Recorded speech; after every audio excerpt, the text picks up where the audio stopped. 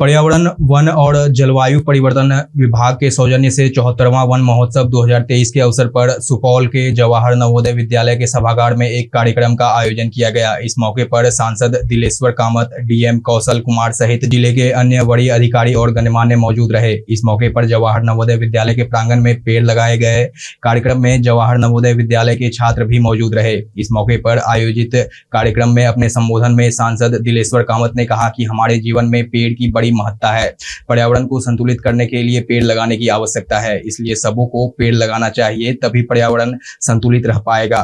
उन्होंने कहा कि सरकार द्वारा भी व्यापक पैमाने पर वृक्षारोपण का कार्य संचालित किया जा रहा है। वहीं डीएम कौशल कुमार ने कहा कि जिले में मनरेगा के माध्यम से, जीविका के माध्यम से और विभिन्न योजनाओं के माध्यम से पेड़ लगाए जा रहे हैं। इस वर्ष 10 लाख पौधा लगाने का लक्ष्य रखा गया है। उन्होंने कहा कि पेड़ का हमारे जीवन में महत्वपूर्ण योगदान है। इससे हमारा जीवन है। पेड़ पर्यावरण को संतुलित करता है, इसलिए सबों को पेड़ लगाना चाहिए।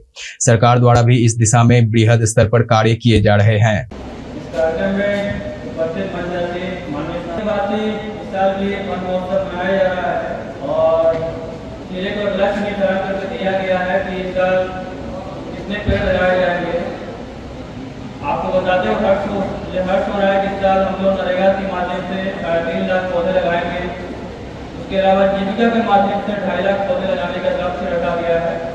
इसके अलावा अन्य जो स्टेक होल्डर उसके साथ भी 4 लाख पौधे लगाने का लक्ष्य रखा गया है। कुल मिलाकर 10 लाख पौधा इस साल इस सीजन में हम लोग लगाने का लक्ष्य रखते हैं। उसी लक्ष्य के प्राप्ति के लिए आज हम लोग शुभारंभ इस जवाहर नवोदय विद्यालय के प्रांगण से कर रहे हैं, जहाँ पे वन पदाधिकारी के माध्यम से पेड़ लगाया गया है। क्यों हो रहा है, बच्चे ने आप लोगों के सामने संक्षिप्त में कहने का काम किया। वास्तव में पर्यावरण को संतुलित करने के लिए वृक्ष बहुत ही आवश्यक है।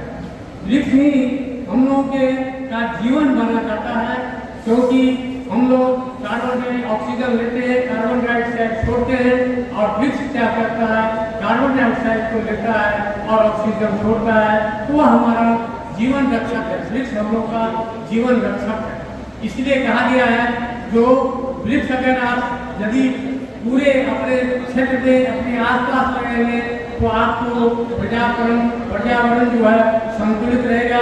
आपको जो है ऑक्सीजन काफी मात्रा में मिलेगा।